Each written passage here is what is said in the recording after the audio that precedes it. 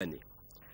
Grâce au laboratoire mobile envoyé par les États-Unis et arrivé ce matin à Alger, les médecins vont pouvoir sonder le cerveau du président Boumedienne et localiser le caillot qui s'y trouve.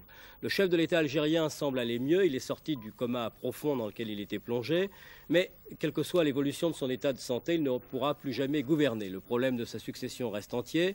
Gérard Saint-Paul nous dit pourquoi cette succession dépasse largement le cadre algérien et intéresse au premier chef bien sûr les pays voisins de l'Algérie, mais aussi des pays comme la France.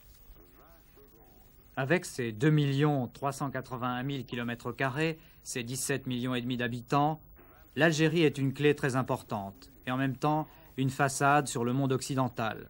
Selon que cette façade s'ouvre ou se referme, toute la physionomie des relations interméditerranéennes peut s'en trouver changée. Non pas que l'Algérie soit à prendre ou même à influencer de façon marquante, les Algériens ont renforcé leur sentiment national d'indépendance et l'on retiendra avant tout du président Boumedienne une certaine image de fierté ombrageuse. Soleil, pétrole et industrie lourde, cette image austère a été d'une influence non négligeable sur les pays en voie de développement, les pays non alignés, parmi lesquels l'Algérie fait figure de leader. C'est sans doute aussi un certain goût du secret et un choix d'alliance qui, jusque dans la maladie, ont poussé le président Boumedienne à aller se faire soigner en Union soviétique plutôt qu'ailleurs.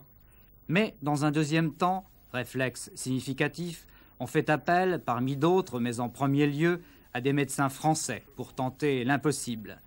Dans cette Algérie musulmane, socialiste et délibérément arabisée, pour ce qui est de la langue et du style de vie, la référence à la France n'est jamais très loin. En dépit d'un voyage officiel réussi en Algérie, où l'accueil de la population laissa un souvenir durable, les relations entre Français et Algériens, entre les présidents Giscard d'Estaing et Boumedienne, n'ont jamais franchement pris leur véritable essor, essentiellement à cause du conflit du Sahara occidental et du soutien algérien au Front Polisario. Aujourd'hui, les successeurs potentiels de Boumedienne ne changeront pas brutalement d'orientation.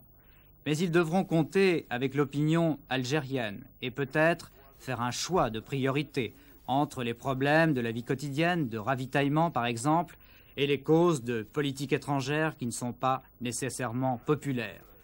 Boumedienne, disparu de la scène politique, l'arbitrage et la décision super centralisée n'existant plus, il va falloir transiger, équilibrer, et l'Algérie risque de changer de style politique.